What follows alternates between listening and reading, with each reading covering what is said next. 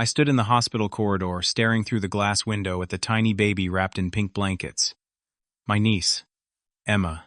3 days ago, my brother David was driving home from a parent-teacher meeting when a drunk driver slammed into his car. He died instantly. Sarah, his wife, went into early labor from the shock and had to have an emergency C-section.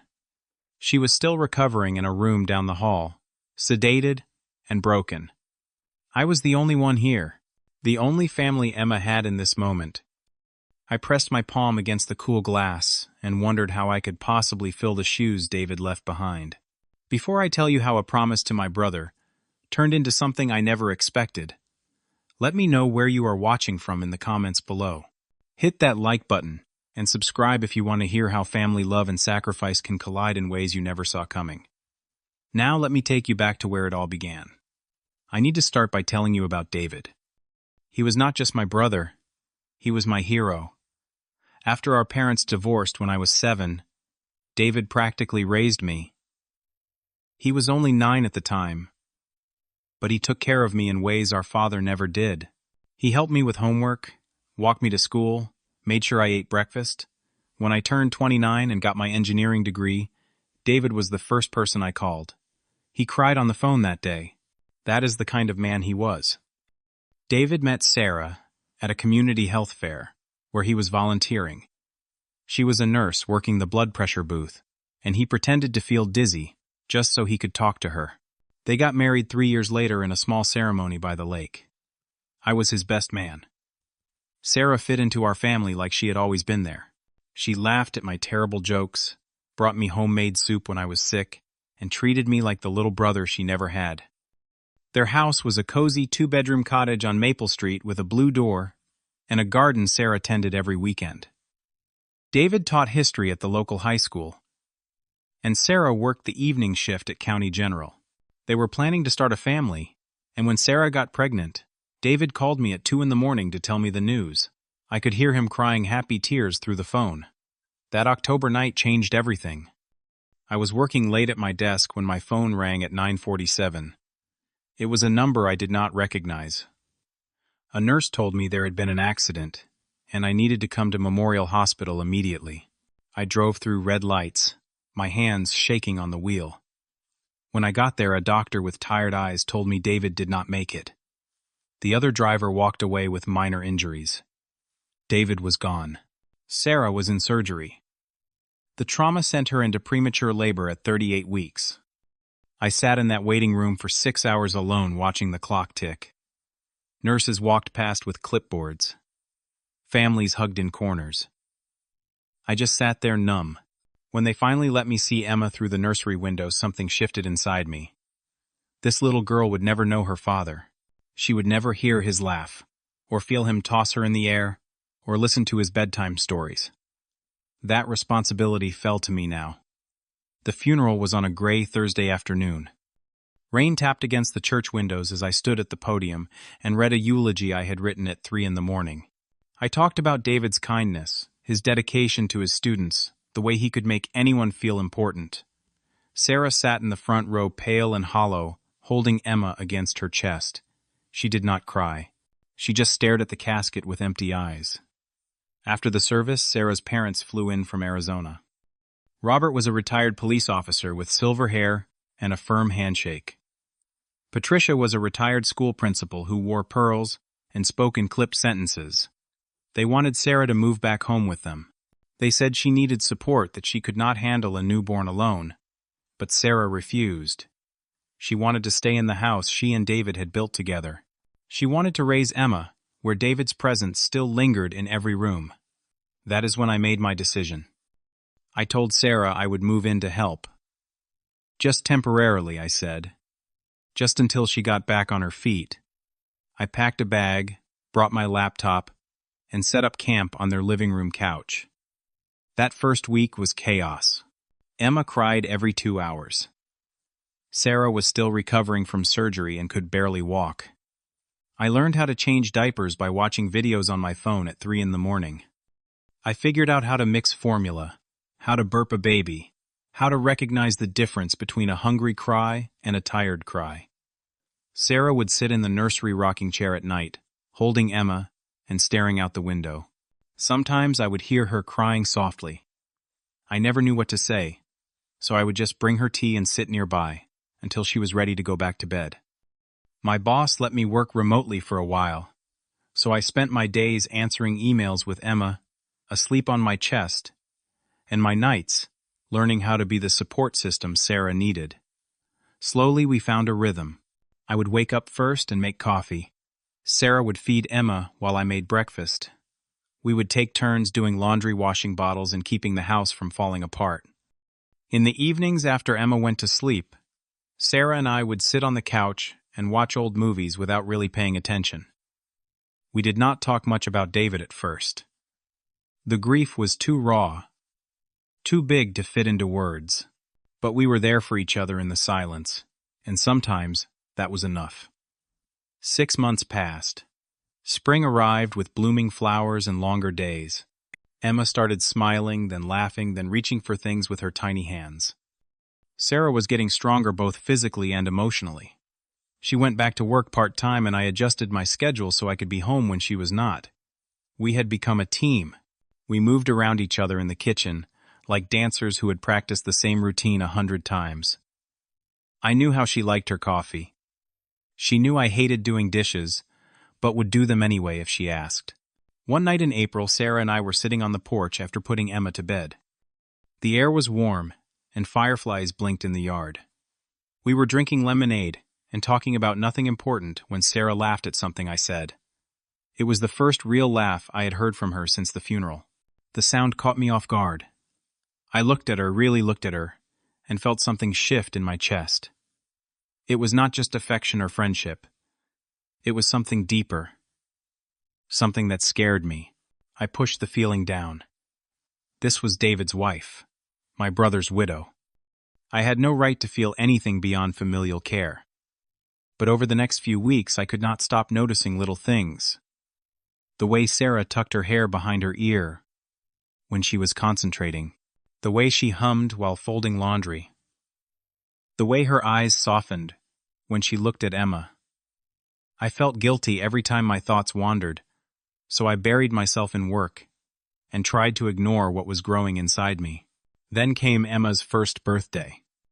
We threw a small party with a few friends, balloons, and a smash cake. Emma got frosting all over her face and laughed so hard she got the hiccups.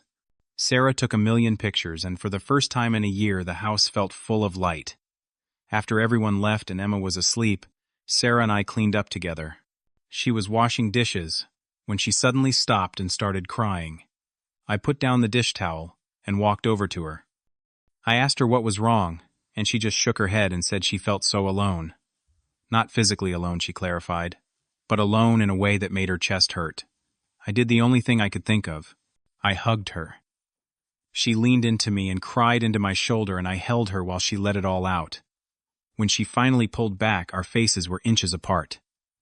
The air between us felt electric. I could see her breath catch. For a moment I thought we might kiss, but then I stepped back. I could not do it. Not like this. That night, neither of us slept. I lay on the couch, staring at the ceiling, and I could hear Sarah moving around in her room. The next morning she came downstairs while I was making coffee. She looked tired but determined. She sat down at the kitchen table and said, "I have feelings for you, Billy. I know it is wrong, but I cannot help it." My heart stopped. I put down the coffee pot and turned to face her. I wanted to lie to protect both of us from the complications this would bring. But I could not. I told her the truth. I had feelings for her too. I had been fighting them for months, terrified of what it meant. We sat there in silence for a long time, both of us processing what we had just admitted. Sarah said we needed time to think. We agreed not to make any decisions right away. We owed it to ourselves and to Emma to be sure. But over the next 2 months it became impossible to deny what was happening between us. We started holding hands while watching movies. We lingered in doorways talking about nothing just to be close to each other. One night, Sarah kissed me first. It was soft and tentative, and when she pulled away she said, "I think David would understand." We decided to try. We kept it quiet at first, not because we were ashamed, but because we knew how it might look to others. Emma was thriving. She called me Dada now, and every time she said it, my heart swelled. I officially moved into the guest bedroom. We became a family, in every sense of the word. Sarah smiled more. I felt lighter than I had in years. Everything seemed perfect. But then Sarah's parents started calling more often. Patricia would ask pointed questions. Is Billy still living there? Are you two spending a lot of time together? Robert was cold on the phone, his tone clipped and suspicious. Sarah brushed it off. She said they were just worried that they would come around eventually. But I could see the worry in her eyes every time her mother called. The storm hit on a Saturday in late summer. Robert and Patricia showed up unannounced. Sarah and I were on the couch holding hands while Emma played with blocks on the floor. The doorbell rang, and when Sarah opened it, her parents walked in without waiting for an invitation. Patricia's eyes went straight to our intertwined hands. Her face turned red. "What is going on here?" she demanded. "My daughter just lost her husband and you are taking advantage of her." Robert pointed at me and told Sarah they needed to talk. Alone. I picked up Emma and took her outside to the backyard. I could hear raised voices through the walls. Patricia was shouting about disrespect and betrayal. Robert was demanding to know how long this had been going on. Sarah was defending me, her voice shaking but firm. She told them she loved me. She said I'd been there for her when no one else was, that I had helped her survive the worst year of her life. The argument lasted almost an hour. When I finally brought Emma back inside, Robert and Patricia were at the door ready to leave. Robert looked at me with pure contempt and said, "You will regret this." Then they were gone and Sarah collapsed on the couch sobbing.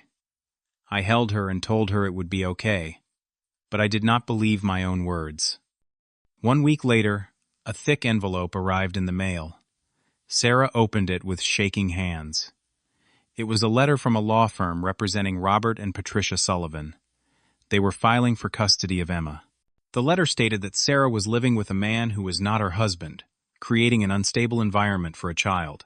It claimed that as the grandparents, and only living relatives of David Sullivan, they had a right to raise his daughter in a proper home.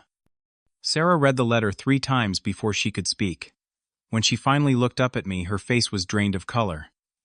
"They cannot do this," she whispered. "They cannot take her." But they were trying. We called a lawyer the next morning. Her name was Janet Rodriguez, and she had 20 years of experience in family law. She reviewed the letter and told us the hard truth. If Robert and Patricia could prove that Emma was living in an unsuitable environment, a judge might grant them custody. The fact that Sarah and I were not married and had only been together for a few months did not help our case. That night, Sarah could not stop crying. She held Emma so tight I was afraid she might hurt her. I sat on the floor next to them feeling helpless. I had promised to protect this family, and now I was the reason they were under attack. The guilt was crushing.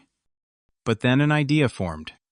It was risky, and I did not know if Sarah would even agree, but it was the only solution I could see. I waited until Sarah put Emma to bed. Then I sat down next to her and took her hands in mine. I told her we should get married. Immediately. Legally. Sarah pulled her hands away and shook her head. She said she did not want me to marry her just because of a lawsuit. She did not want our relationship to be built on obligation. I understood her hesitation. But I needed her to understand something else. I was not proposing because I felt forced. I was proposing because I loved her. I loved Emma. I wanted to spend the rest of my life with them, lawsuit or no lawsuit. This was just pushing up a timeline that I had already imagined. I wanted to be her husband. I wanted to be Emma's father. Not because I had to, but because I wanted to more than anything. Sarah looked at me for a long time. Then she nodded. "Okay," she said. "Let us do it." We got married 2 weeks later at the courthouse. It was not romantic or elaborate. Janet was there as our witness, along with 2 friends from work. Sarah wore a simple white dress. I wore the suit I had worn to David's funeral, which felt both wrong and right at the same time. The judge pronounced us husband and wife, and we kissed in that sterile government building with fluorescent lights buzzing overhead. It was not the wedding either of us had imagined, but it was real. We sent a copy of our marriage certificate to Robert and Patricia's lawyer. We thought that would be the end of it, but 2 weeks later we got another letter. They were not backing down. They wanted a court hearing. The hearing was scheduled for October, exactly 2 years after David's death. Janet prepared us thoroughly. She gathered bank statements, pay stubs, medical records for Emma letters, from Emma's pediatrician, praising our care. She coached us on what to say and how to stay calm under pressure. The day of the hearing, I put on my best suit and tried to steady my breathing. Sarah wore a navy dress and kept her hand locked in mine. Robert and Patricia sat on the opposite side of the courtroom with their lawyer, a stern woman in her 50s with sharp eyes. They would not look at us. Their lawyer went first. She painted a picture of a young widow who had been manipulated by her brother-in-law.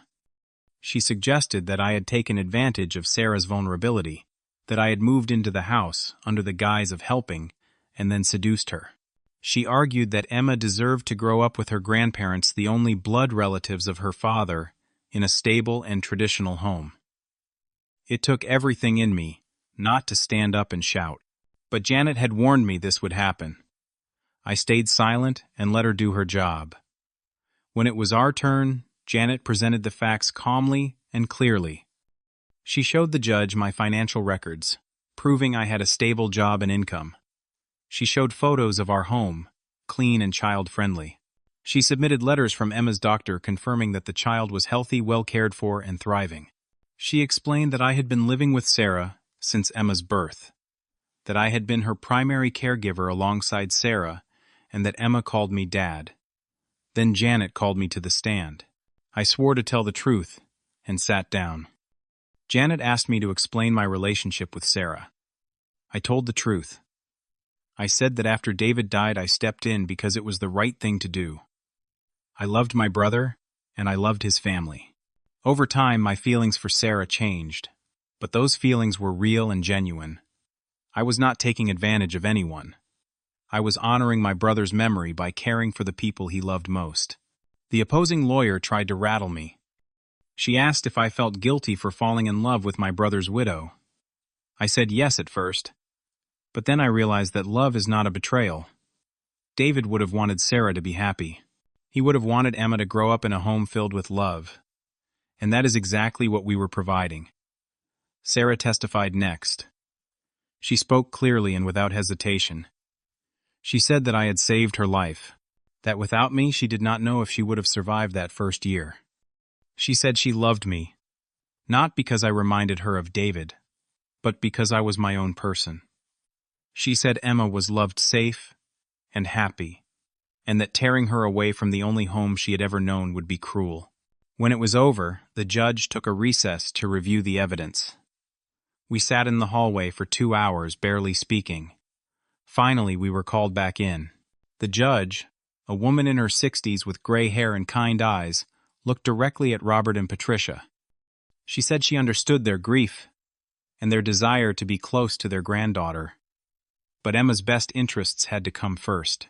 The evidence showed that Emma was living in a stable, loving home with her mother and stepfather. There was no indication of neglect or harm. The petition for custody was denied.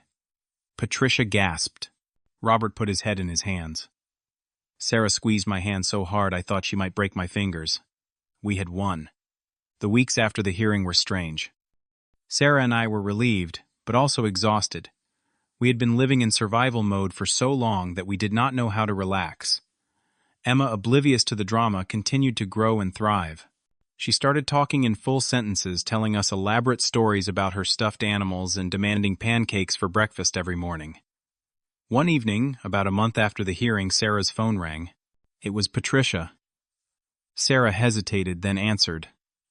I watched her face change as she listened. When she hung up, she looked at me with tears in her eyes. Patricia had called to apologize. She said that she and Robert had been blinded by grief. They were terrified of losing their connection to David, and they took that fear out on us. It was wrong and they were sorry. Sarah cried as she told me this. Then she called her mother back and told her she forgave them. She said she understood their pain, and she wanted Emma to know her grandparents. They agreed to video calls and visits, starting slow and building trust over time.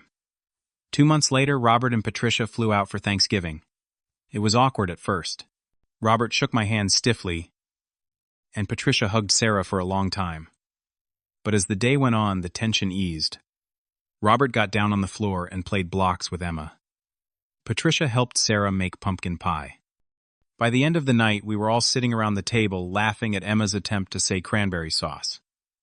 Before they left, Robert pulled me aside. He looked uncomfortable, but he met my eyes and said I was wrong about you. Thank you for taking care of my daughter and granddaughter. I nodded, unable to speak past the lump in my throat. Life moved forward. 2 years later, Sarah and I had a son. We named him David after my brother. Emma adored her little brother and insisted on helping with everything from diaper changes to bath time. Our house was loud and chaotic and full of love. I made sure Emma knew about her father. We kept his picture in the living room. On his birthday, we would take Emma to his grave and let her leave flowers. I told her stories about how brave and kind he was, how much he loved her mother, how excited he was to meet her. She would listen with wide eyes, and then ask if Daddy David was watching from heaven. I always said yes. Sarah and I grew stronger together. We learned how to navigate the hard days, the memories that still hurt, the guilt that sometimes crept in. But we also learned how to celebrate the good days, the milestones, the ordinary moments that made up our life. I think about David often. I wonder if he would approve of the choices I made, of the life I built with his wife and daughter. I hope he would. I hope he would see that I did not replace him, but honored him by keeping his family safe and loved. I hope he would see Emma growing up happy and know that his legacy lives on in her laughter. One night, Sarah and I were sitting on the porch, just like we did all those years ago. The kids were asleep inside. The stars were out. She leaned her head on my shoulder and said, "Do you think we did the right thing?" I thought about it for a moment. Then I told her what David once said to me when I was going through a rough time in college. He said that family is not just about who you are born with. It is about who you choose to stand by. I chose to stand by Sarah and Emma. I chose to love them, protect them, and build a life with them. And I would make that choice 1,000 times over. Sarah smiled and kissed me on the cheek. "He would be proud of you," she said. I like to think she is right. So let me ask you this. Have you ever had to make a choice that felt impossible but turned out to be exactly what you needed? Have you ever found love in the last place you expected? Drop your thoughts in the comments below. And if this story moved you, hit that like button, subscribe to the channel, and share it with someone who needs to hear that it is okay to choose love, even when the path is complicated. Thank you for listening to my story. I hope it reminds you that family is what we make of it, and that love in all its forms is worth fighting for. Take care of each other out there.